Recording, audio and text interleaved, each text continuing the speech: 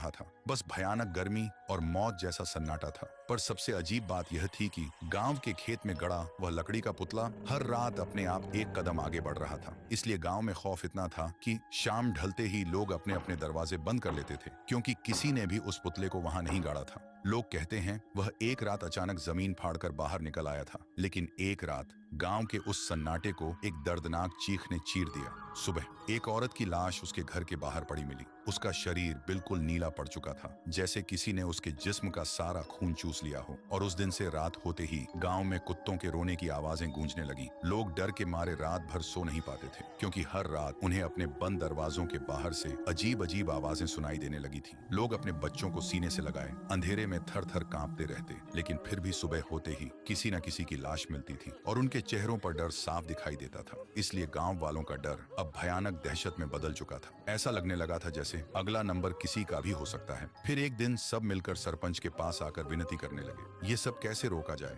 गांव वालों की दहशत देखकर सरपंच ने आखिरकार रात में एक तांत्रिक को बुलाया। तांत्रिक ने आते ही महसूस किया जैसे किसी ने वहां की हवा से जिंदगी ही निचोड़ ली हो। फिर वह अपनी आंखें बंद करता है और देखता है कि कुछ वक्त पहले चांदनी नाम की लड़की अपनी बीमार मां के लिए रात के अंधेरे में दूसरे गांव से वैद्य को बुलाने जा रही थी। लेकिन कुछ दूर जाते ही उसके सामने सरपंच का बेटा आया और उसके साथ दरिंदगी की। फिर उसे मारकर खेत में फेंक दिया। उधर बेटी के इंतजार में बीमार मां ने भी तड़प कर दम तोड़ दिया। लेकिन चांदनी की आत्मा बदले की आग में उस खेत में रखे उस पुतले में कैद हो गई थी और तब से वह पूरे गांव को मिटा देना चाहती है। यह नजारा देखकर तांत्रिक की रूह कांप उठी। फिर उसने गांव वालों के सामने सारा सच बता दिया। सच सुनते ही सरपंच का सिर शर्म के मारे झुक गया। अगली सुबह गांव वालों की भीड़ उस खेत के किनारे खड़ी थी। भीड़ के आगे सरपंच था और उसके पैरों में गिड़गिड़ाता हुआ उसका अपना बेटा। सरपंच की आंखों में आंसू थे, पर हाथ में एक कुल्हाड़ी थी। तभी उसने एक झटके में अपने ही बेटे का सिर धड़ से अलग कर दिया। खून के छींटे सीधा उस पुतले पर जा गिरे और सरपंच घुटनों के बल जमीन पर गिरकर रोते हुए बोला,